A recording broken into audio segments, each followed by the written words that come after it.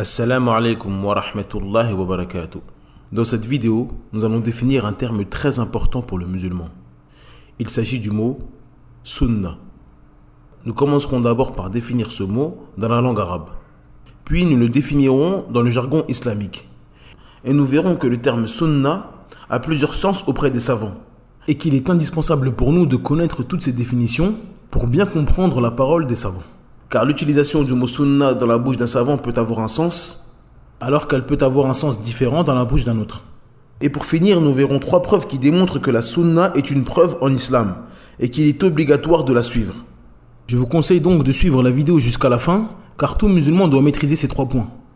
Ces 3 points seront un bouclier contre les ennemis de l'islam qui tentent de mettre en doute la sunna du prophète Mohammed sallallahu alayhi wa sallam.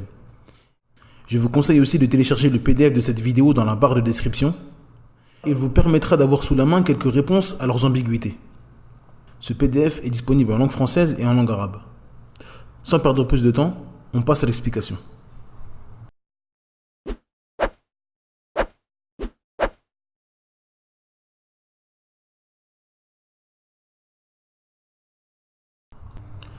Bismillahirrahmanirrahim. Alhamdulillahi Rabbil Alamin. Wassalatu wassalamu ala ashrafil anbiya wal mursalin. Nabiyyina Muhammadin wa ala alihi wa sahbihi ajma'in. Amma ba'd. La définition du mot sunna dans la langue arabe. Dans la langue arabe, le mot sunna signifie voie ou chemin. Le pluriel du mot sunna est sunan. Allah Azza wa Jal dit يريد الله ليبين لكم ويهديكم سنن الذين من قبلكم ويتوب عليكم والله عليم حكيم. D'après la traduction approximative, Allah Azza wa Jal dit Allah veut vous éclairer, vous montrer les voies des hommes d'avant vous et aussi accueillir votre repentir. Et Allah est omniscient et sage. Le mot sunna a aussi le sens de chemin tracé par quelqu'un. D'après Jabir ibn Abdillah radiyallahu anhu, le prophète Mohammed sallallahu alayhi wa sallam a dit celui qui instaure une bonne sunna dans l'islam en sera récompensé et aura la récompense de tous ceux qui empruntent cette voie après lui, sans que leur récompense ne diminue. Celui qui instaure une mauvaise sunna dans l'islam aura un péché et le péché de tous ceux qui suivront sa voie après lui, sans que leur péché ne diminue. Ce hadith indique que le mot sunna dans la langue arabe peut désigner une bonne voie comme une mauvaise. La définition du mot sunna dans le jargon islamique. Les savants ont défini le terme sunna en fonction de leur domaine d'études religieux. La définition du mot sunna selon les savants du hadith. Dans la bouche des savants du hadith, le terme sunna désigne tout ce qui est rapporté du prophète Mohammed sallallahu alayhi wa sallam, comme parole, acte, approbation, description physique ou comportementale, ou de sa biographie, que cela soit avant qu'il devienne prophète ou après. La définition du mot sunna chez les savants de la compréhension des fondements de la jurisprudence. Dans la bouche des savants de la compréhension des fondements de la jurisprudence, le mot sunna désigne tout ce qui est rapporté du prophète Mohammed sallallahu alayhi wa sallam comme parole, acte ou approbation. Il recherche uniquement ce qui a un rapport avec les sentences religieuses. La définition du mot sunna chez les jurisconsultes. Dans la bouche des jurisconsultes, le mot sunna est tout ce qui est rapporté du prophète Mohammed sallallahu alayhi wa sallam et qui n'est pas obligatoire. Chez eux, le mot sunna est le contraire du mot obligatoire. Dans certains cas, le mot sunna chez eux est l'opposé du mot innovation. Comme lorsqu'ils disent le divorce sunna et le divorce innové. C'est-à-dire le divorce qui est en conformité avec la législation et celui qui ne l'est pas. La divergence dans la définition du mot sunna chez ces savants est due à leurs objets d'études différents. Les savants du hadith ont pour objectif de rapporter toute chose qui nous vient du prophète Mohammed sallallahu alayhi wa sallam, car il s'agit de notre imam et notre exemple à tous, et le modèle de tous les musulmans. Donc ils se doivent de rapporter tout ce qui leur parvient du prophète Mohammed sallallahu alayhi wa sallam. Quant aux savants de la compréhension des fondements de la jurisprudence, ils cherchent ce qui nous a été rapporté du prophète en termes de législation, afin d'en tirer des règles et des sentences pour la communauté. Quant aux jurisconsultes, ils ont pour objectif de donner des sentences aux actes des serviteurs. Est-ce que cette chose est halal ou est-ce que cette chose est haram? Le terme sunna chez certains savants. Chez certains savants, le terme sunna désigne ce qui a été légiféré par Allah et son messager en matière de croyance. Ils utilisent ce terme car il s'agit de ce que la législation a tracé comme chemin en matière de croyance. Beaucoup de savants ont nommé leur livre Sunna ou le livre de la Sunna. Ils ont nommé leur livre ainsi pour que le musulman puisse faire la différence entre la tradition prophétique et l'innovation religieuse en matière de croyance. Les preuves que la Sunna est une preuve en islam et qu'il est obligatoire de la suivre. Toute personne qui s'éloigne du chemin du prophète Mohammed sallallahu alayhi wa sallam est certes dans la perdition. Dans la vidéo sur Shaitan, nous avons vu qu'Iblis et ses troupes tentent par tous les moyens d'égarer le musulman. Le moyen le plus facile pour égarer le musulman est de le détourner de la voie du prophète Mohammed sallallahu alayhi wa sallam. Voilà pourquoi Iblis et ses troupes tentent par tous les moyens de mettre le doute dans le cœur du croyant vis-à-vis de la Sunna. Nous allons donc voir ensemble 3 points qui montrent qu'il est obligatoire pour le musulman de suivre la Sunna du prophète Mohammed sallallahu alayhi wa sallam, et que la Sunna du prophète est une preuve en islam et qu'il est obligatoire de s'y soumettre. La Sunna est une révélation venant d'Allah. Allah Azza wa Jal dit وَمَا يَنْتِقُ عَنِ الْهَوَى إِنْ هُوَ إِلَّا وَحْيٌ يُوحَى. D'après la traduction approximative, Allah Azza wa Jal dit et il ne prononce rien sous l'effet de la passion. Ce n'est rien d'autre qu'une révélation inspirée. Le prophète Mohammed sallallahu alayhi wa sallam ne transmet rien à propos d'Allah sans que cette information soit une révélation venant d'Allah. Ce verset montre que la Sunna est comme le Coran concernant la mise en pratique. Il est obligatoire d'obéir à un ordre venant du Coran ou de la Sunna, car tous deux sont une révélation de la part d'Allah. Al-Hafidh as-Suyuti rahimahullah a dit « La révélation est de 2 types. Une révélation qu'on récite et nous nous rapprochons d'Allah par sa récitation, le Coran, et une révélation que nous ne récitons pas, la Sunna. Allah le Très-Haut dit « وَاذْكُرْنَا مَا يُتْلَى فِي بُيُوتِكُنَّ مِنْ آيَاتِ اللَّهِ وَالْحِكْمَةِ Inna Allah kana latifan khabira. D'après la traduction approximative, Allah Azza wa Jal dit et gardez dans vos mémoires ce qui dans vos foyers est récité des versets d'Allah et de la sagesse. Allah est doux et parfaitement connaisseur. Ce verset nous informe que 2 choses sont récitées dans les maisons. Les versets d'Allah, le Coran, et la sagesse, la Sunna. D'après Abu Hurairah radhiyallahu anhu, le prophète Mohammed sallallahu alayhi wa sallam a dit je vous ai laissé 2 choses avec lesquelles vous ne vous égarerez jamais après ma mort. Le livre d'Allah et ma Sunna. Abdullah ibn Amr radhiyallahu anhu a dit j'avais l'habitude d'écrire tout ce que j'entendais du prophète Mohammed sallallahu alayhi wa sallam afin de le mémoriser. Les associateurs de la Mecque me l'ont empêché en me disant tu écris tout ce que tu entends de lui alors que c'est un humain qui parle sous l'effet de la colère et de la joie. J'ai donc arrêté d'écrire puis je suis allé voir le prophète pour lui exposer ma situation. Le prophète indiqua sa bouche avec son doigt et dit « Écris, par celui qui détient mon âme dans sa main, seule la vérité sort d'ici. » Ce hadith est aussi une réponse à ceux qui prétendent que la sunna du prophète Mohammed sallallahu alayhi wa sallam a été écrite plusieurs années après sa mort. Nous voyons très bien dans ce hadith authentique qu'un compagnon du prophète Mohammed sallallahu alayhi wa sallam avait pour habitude d'écrire la sunna. Allah a préservé la sunna. Allah nous a informé qu'il a préservé le Coran de toute altération. Allah le Très-Haut dit Inna nahnu nazzalna adh-dhikra wa inna lahu lahafidhun. D'après la traduction approximative, Allah Azza wa Jalla dit en vérité, c'est nous qui avons fait descendre le Coran et c'est nous qui en sommes gardiens. Allah a préservé chaque lettre du Coran de l'altération. Personne ne pourra y ajouter une lettre ni en enlever une seule. La préservation du Coran concerne les lettres et les sens. Aucun ennemi de l'islam ne peut ajouter un sens qui n'appartient pas au Coran sans que celui-ci ne soit dévoilé par les alliés d'Allah. La Sunna explique et éclaircit le Coran. Allah Azza wa Jal dit وَأَنزَلْنَا إِلَيْكَ الذِّكْرَ لِتُبَيِّنَ لِلنَّاسِ مَا نُزِّلَ إِلَيْهِمْ وَلَعَلَّهُمْ يَتَفَكَّرُونَ. D'après la traduction approximative, Allah Azza wa Jal dit et vers toi nous avons fait descendre le rappel pour que tu exposes clairement aux gens ce qu'on a fait descendre pour eux et afin qu'ils réfléchissent. Le prophète éclaircit donc aux gens les ordres présents dans le Coran.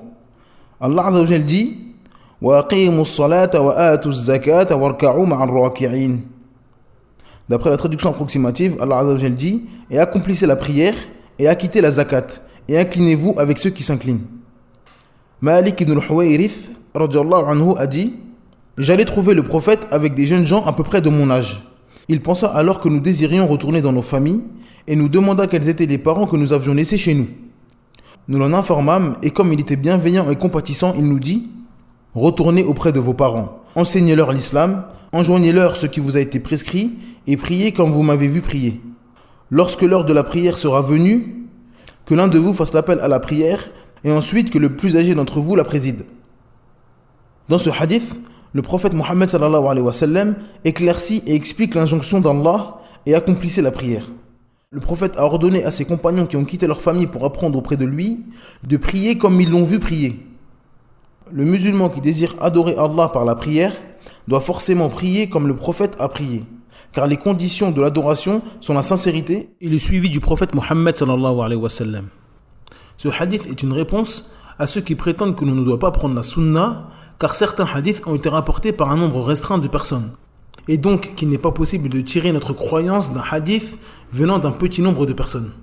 Mais dans ce hadith, le prophète Mohammed sallallahu alayhi wa sallam lui-même envoie un petit groupe de personnes enseigner l'islam à son peuple.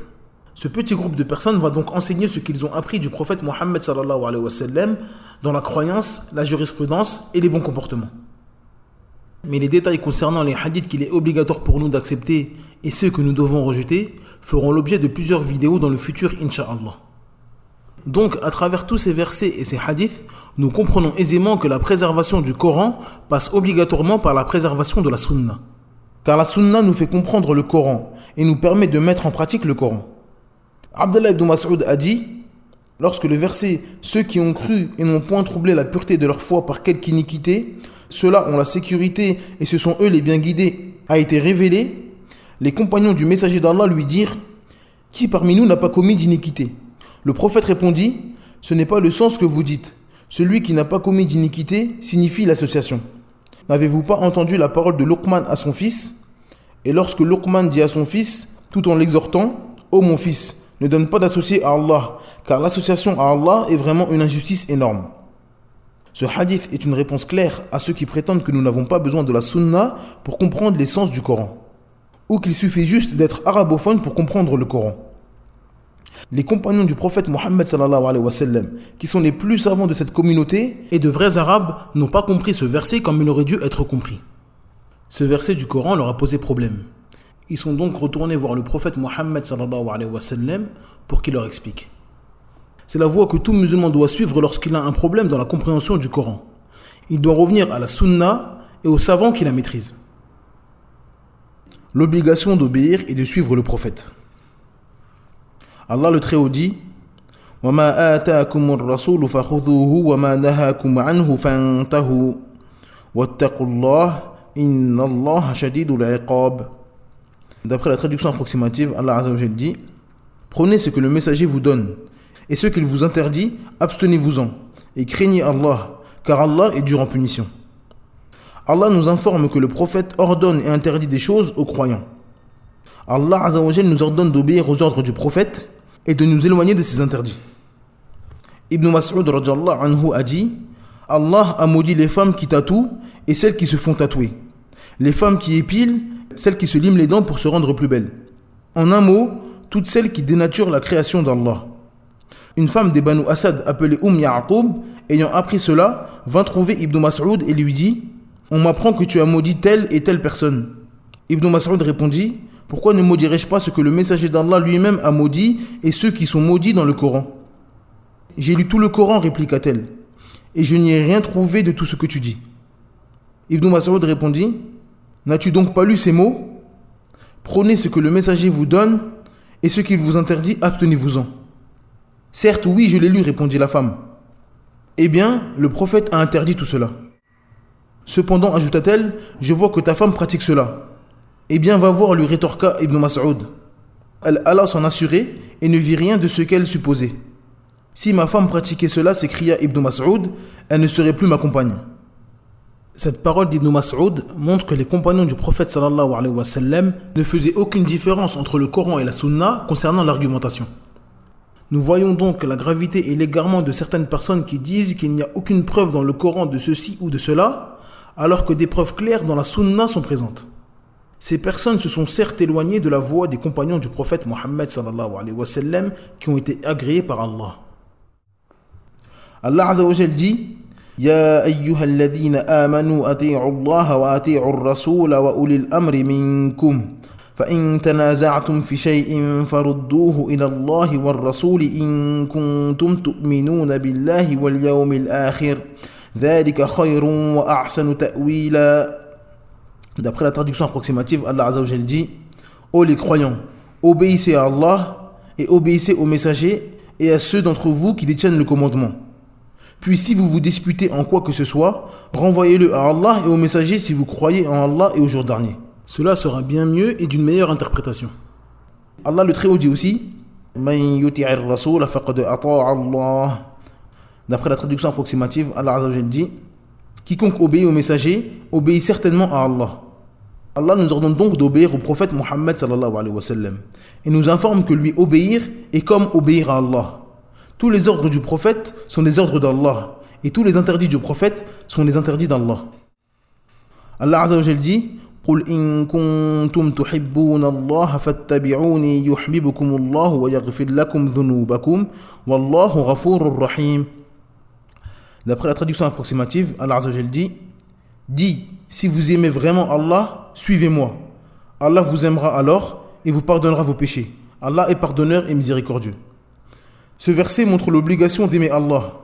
Et le signe qui montre qu'une personne aime Allah est le suivi du prophète Mohammed sallallahu alayhi wa sallam. Allah s'adresse à tous ceux qui prétendent aimer Allah parmi les juifs et les chrétiens.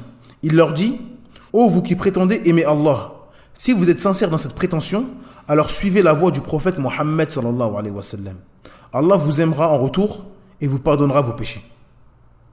Cette vidéo est maintenant terminée. Je vous conseille fortement de télécharger le PDF de cette vidéo.